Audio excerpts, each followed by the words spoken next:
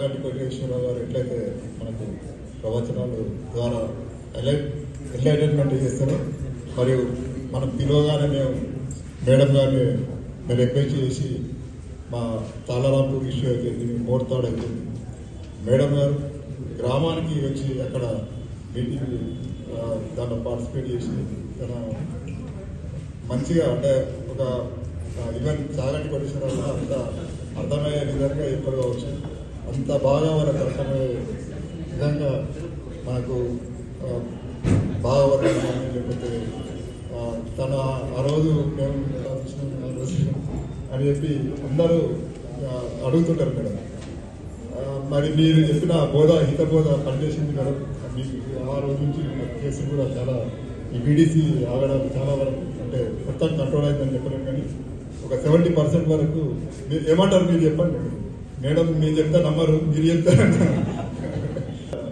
70% control అయింది, ఇంకొక 30% ఇంకా అక్కడక్కడ ఉన్నాయి. దాన్ని మీరు ఇక్కడ ఉన్న పీరియడ్ లోపల కంప్లీట్ చేయాలి మేడం. దాన్ని జీరోకి తీసుకురావాలి తప్పకుండా. మీరు సహకరిస్తే తప్పకుండా. అదొక్కటే కాకుండా తన మేడం చెప్తే ప్రేమగా ఆప్యాయంగా అదైతే నాకు ఎప్పుడు అనిపిస్తుంటుంది.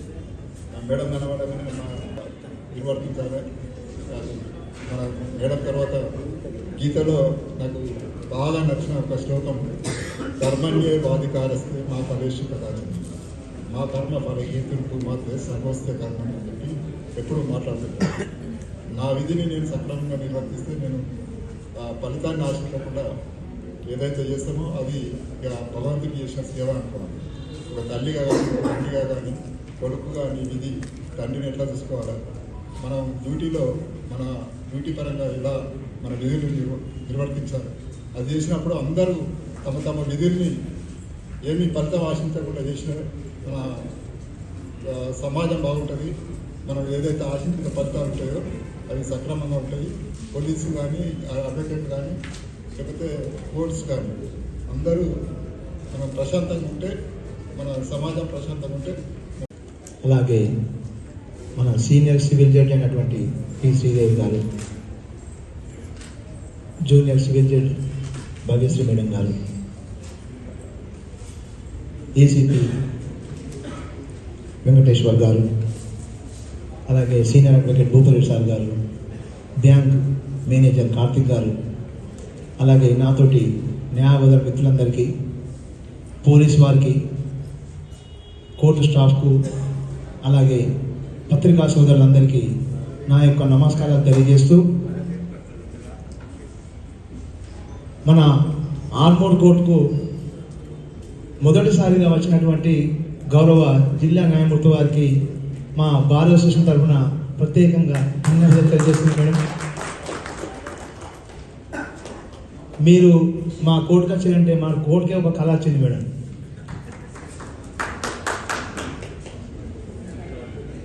అయితే మేడం మా ఆర్మూర్ బార్ అసోసియేషన్ తరఫున ఇంతకుముందే మన ప్రోటోకాల్ జడ్జి గారికి మాధవదేవ్ గారికి మన రీసెంట్ నిజామాబాద్లో మెమోరాండం ఇవ్వడం జరిగింది. ఇంతకుముందు తమరికి కూడా మెమోరాండం ఇచ్చారు madam.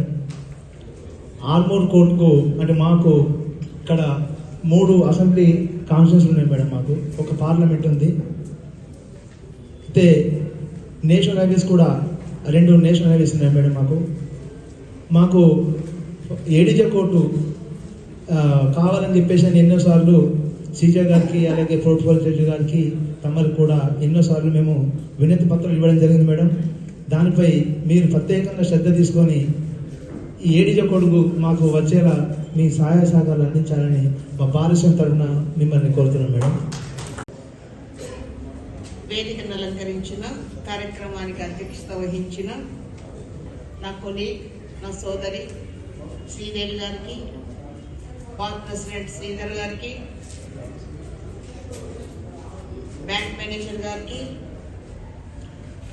Assistant commissioner of police Murali Venkateswara Reddy గారికి, సీనియర్ అడ్వకేట్ భూపతి రెడ్డి గారికి, మై కొలీగ్ ఆఫీసర్ భవ్యశ్రీ గారికి, ఇక్కడికి విచ్చేసిన అడ్వకేట్స్కి, పోలీస్ ఆఫీషియల్స్కి, స్టాఫ్కి, ప్రింట్ అండ్ ఎలక్ట్రానిక్ మీడియా మరి అందరికీ కూడా నమస్కారం. నేను వచ్చి 8 నెలలు అయింది ఈ జిల్లాకి. 8 నెలల నుంచి నాకు ఆహ్వానం అందుతానే ఉంది, ఆర్మూర్కి ఒకసారి రండి అని. ఖచ్చితంగా వద్దాము, ఒక మంచి కార్యక్రమం చూసి రావాలి అని నేను అనుకున్నాను. ఆ టైం రానే వచ్చింది. తాళపూర్లో ఒక మంచి ప్రోగ్రాం పెట్టారు.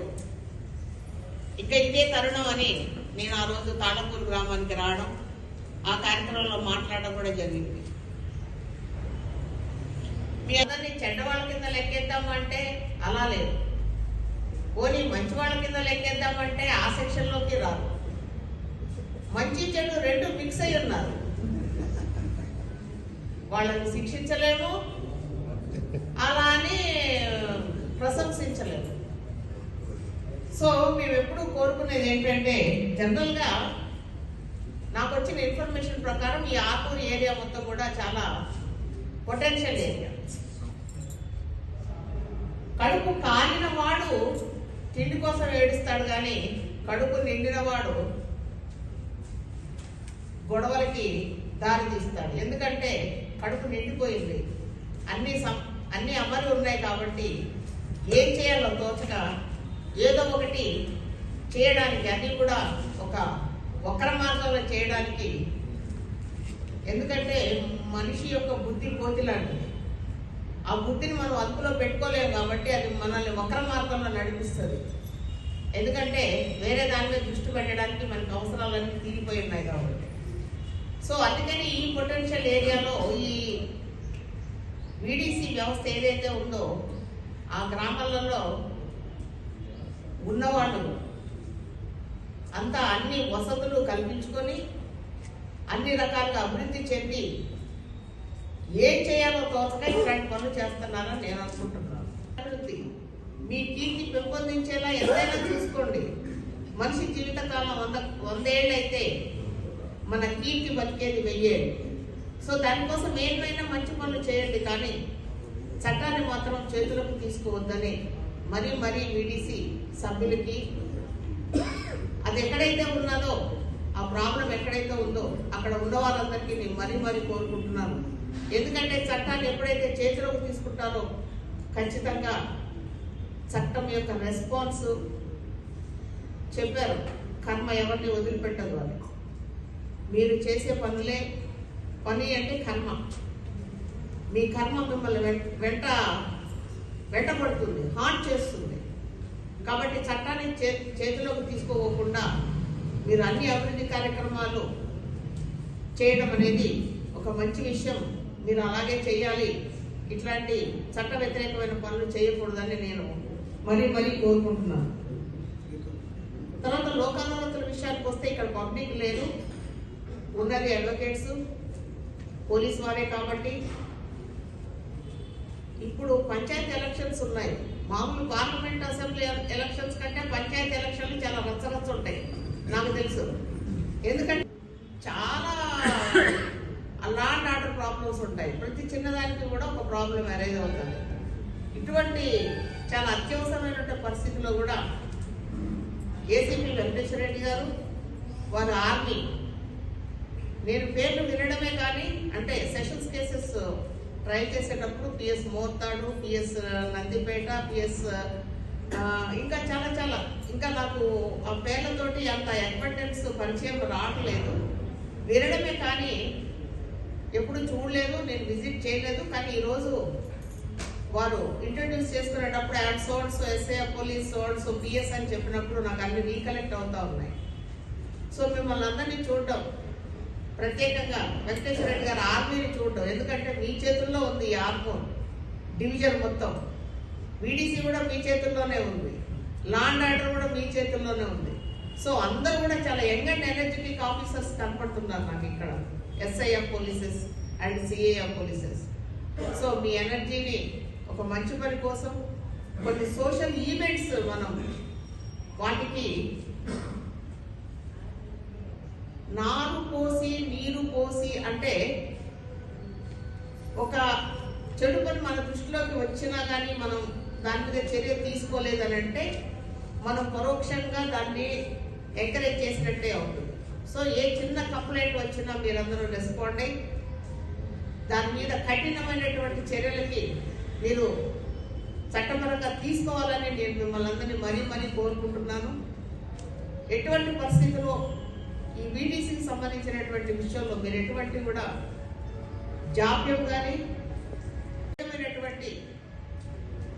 దానిని మీరు ఎదుర్కోకుండా ఉన్నట్టయితే అది మనం కూడా పరోక్షంగా దాన్ని ఎంకరేజ్ చేసినట్టు అవుతుంది. కాబట్టి మీరు చాలా ఎలర్ట్గా ఉండాలి ఈ విషయంలోనే నేను మీ అందరినీ మరీ రిక్వెస్ట్ చేస్తున్నాను.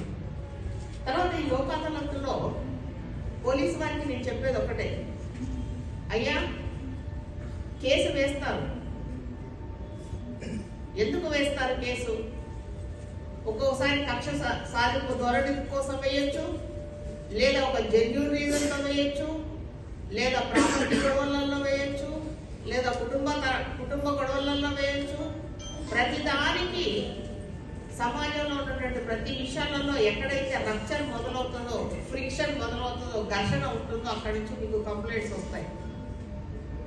కంప్లైంట్స్ వచ్చినప్పుడు మీరు కేసెస్ పెడతారు, ఎఫ్ఐఆర్ ఇష్యూ చేస్తారు, ఆ కేసులు కోర్టుకు వస్తాయి. కానీ కోర్టుకు వచ్చిన మరుక్షణం నుంచి లోక్ అదాలతులని స్టార్ట్ చేస్తారు. మేమే మిమ్మల్ని అడుగుతాము, రండి కూర్చోండి, మీ దగ్గర ఎన్ని కాంపౌండబుల్ కేసెస్ ఉన్నాయి అంటే రాజీ పడదగినటువంటి కేసులు ఎన్ని ఉన్నాయి లిస్ట్ ఇవ్వండి మాకు. ఒక 300 కేసులు ఉన్నాయా, వీళ్ళందరినీ తీసుకురండి, రాజీ పెట్టండి.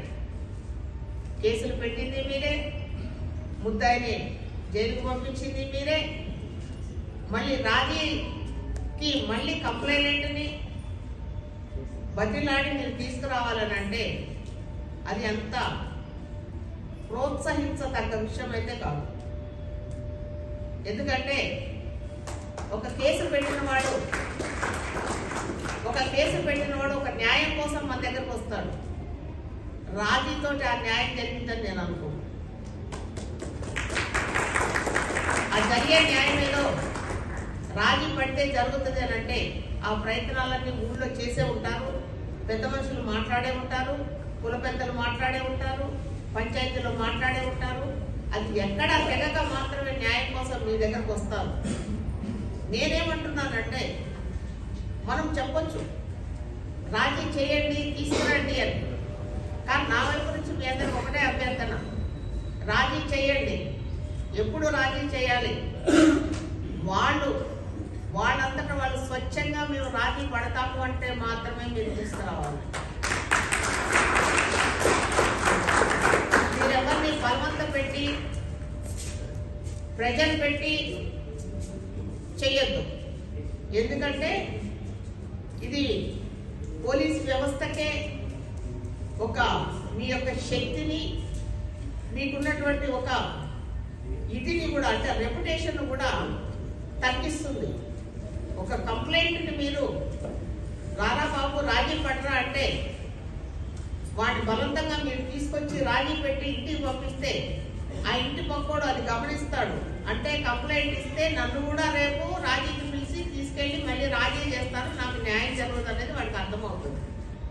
సో మనం చేసే కొన్ని పనులు ఒక నెగిటివ్ ఇంప్రెషన్ జనాలలో కలిగిస్తాయి. కాబట్టి వాళ్ళకి పోలీస్ స్టేషన్కి వెళ్తే న్యాయం కలుగుతుంది అన్న ఒక భావనని మనం అలాగే కాపాడాలంటే మనం ఎవరి మీద కూడా ప్రెజర్ పెట్టరాదు. ఇప్పుడు లోక్ అదాలత్ గురించి అందరికీ మనము పోస్టర్స్ వేస్తున్నాము, పబ్లిసిటీ ఇస్తున్నాము, చెప్తున్నాము. దాన్ని దృష్టిలో పెట్టుకొని ఎవరైనా లోక్ అదాలత్లో మీరు సెటిల్ చేసుకుంటామనంటే ఒకవేళ ముద్దాయి వెళ్ళి కంప్లైంట్ అంటున్నారే బాబు నాకు తప్పైపోయిందిరా, అప్పుడేదో కొద్దిగా ఒక క్వార్టర్ మందు కొట్టి నిన్ను కొట్టాను, మందు తగ్గిపోయిన తర్వాత నా తప్పు తెలిసిందిరా నాయన బాబు లోక్ అదాలత్ అంటే కొంచెం నా మీద కేసు తీసేయరా అని వాళ్ళు ఏమైనా బదిలాడుకొని తీసేయడానికి వస్తే, లేదా ఈ ఉన్న విషయాన్ని అవగాహన చేసుకొని ఎవరైనా మీ ముందుకి రాజీ పడతామని వస్తే మీరు తీసుకొని రండి. కానీ బలవంతం చేసి మాత్రం తీసుకొని రావద్దు. ఇది నా మనవి. ఎక్కడో ఒక చిన్న సింపుల్ ఇంజురీ తగిలింది అని అనుకుందాం. ఒకడికి వాడు నన్ను కొడతాడా, నడి రోడ్డు మీద కొడతాడా? వాడు ఎలా కొడతాడు? నా మీద చెయ్యి ఎందుకు చేసుకుంటాడని వాడు ఆత్మాభిమానం దెబ్బతింటాడు. దెబ్బతిన్నప్పుడు చిన్న ఇంజురీ చెయ్యి తెగిందా లేకపోతే వేలికి దెబ్బలే తగిలింది అన్నది కాదు ప్రశ్న. వాడి మీద చెయ్యెత్తడం అనేది, మ్యాన్ హ్యాండింగ్ చేయడం అనేది క్వశ్చన్ కాబట్టి వాడు ఆత్మగౌరవం కోసం పోలీస్ స్టేషన్కి వస్తాడు. అది చిన్న కేసే, రాజీ పడండి అని అంటే వాడు ఆత్మగౌరవం దెబ్బతింటుంది. సో ఇట్లాంటి చాలా విషయాలు అందులో ముడిపడి ఉంటాయి. ఒక రాజీ అనే దాంట్లో చాలా విషయాలు, ఒక రెప్యుటేషన్ కానీ, ఒక ఆత్మాభిమానం కానీ, ఒక పౌరుషం కానీ అందులో ముడిపడి ఉంటాయి. కాబట్టి దయచేసి ఎవరైతే స్వచ్ఛందంగా ముందుకు వస్తారో వాళ్ళనే మీరు రాజీకి తీసుకురావాల్సిందిగా నేను కోరుకుంటున్నాను. నేను ఆల్రెడీ నిజామాబాద్లో ఇన్స్ట్రక్షన్స్ ఇచ్చి ఉన్నాను. మీ దగ్గరికి ముద్దాయి వచ్చి ఉంటాడు, మీరు మెమో ఆఫ్ అపియరెన్స్ వేసి ఉంటారు. కానీ రాజీ పడే నాటికి ఎవరు వచ్చి ఎప్పుడు రాజీ పడుతున్నారో, ఎప్పుడు కేసు పోయిందో మీకు తెలియడం లేదు అని అంటున్నారు.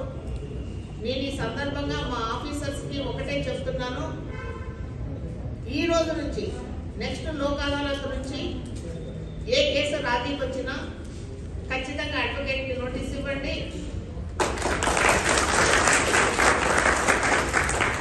అడ్వకేట్కి నోటీస్ ఇవ్వండి. వారి సమక్షంలో మాత్రమే మీరు రాజీ చేయండి అని వీరికి మీ సమక్షంలోనే నేను చెప్తున్నాను. సో ఇంకొకసారి నోటీస్ లేకుండా మీ కేసులు రాజీ చేయడం అనేది జరగదు.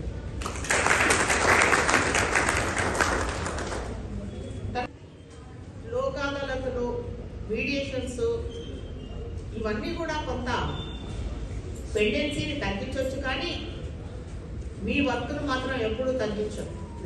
గుర్తుపెట్టుకోండి, అడ్వకేట్ యొక్క వర్క్ ఎప్పుడూ తగ్గదు. ఎందుకంటే మన దేశంలో ఉన్న క్రైమ్ అనేది అక్షయ పాత్ర లాంటిది. తీసిన కొద్దికి వెళ్తూనే ఉంటాయి. మీరు ఎప్పుడూ కంగారు పడద్దు. ఒకవేళ ఎవరైనా కానీ ఫస్ట్ మీ దగ్గర కేసు వచ్చినప్పుడు అది రాజీకి వెళ్ళినా లేదా కొట్లాటకు వెళ్ళినా కానీ మీ ఫీజు మీకు వస్తుంది. ఒక 10 సంవత్సరాలు నడిస్తే ఫీజు కొంచెం ఎక్కువ వస్తుంది. ఒక 6-8 సంవత్సరంలోనే అది రాజీ పడ్డారనుకోండి కొంచెం తక్కువ వస్తుంది. కానీ ఫీజు రాకపోవడం అనేది జరగదు. కాబట్టి ఒక కేసు పోతే 10 కేసులు వస్తాయి. మీరేమి కంగారు పడాల్సిన అవసరం లేదు. ఎందుకంటే అడ్వకేట్ ప్రొఫెషన్ నుంచి మేము వచ్చిన వాళ్ళమే. అందులో ఎంత స్ట్రగుల్ ఉంటుంది, ఎన్ని కష్టాలు ఉంటాయి,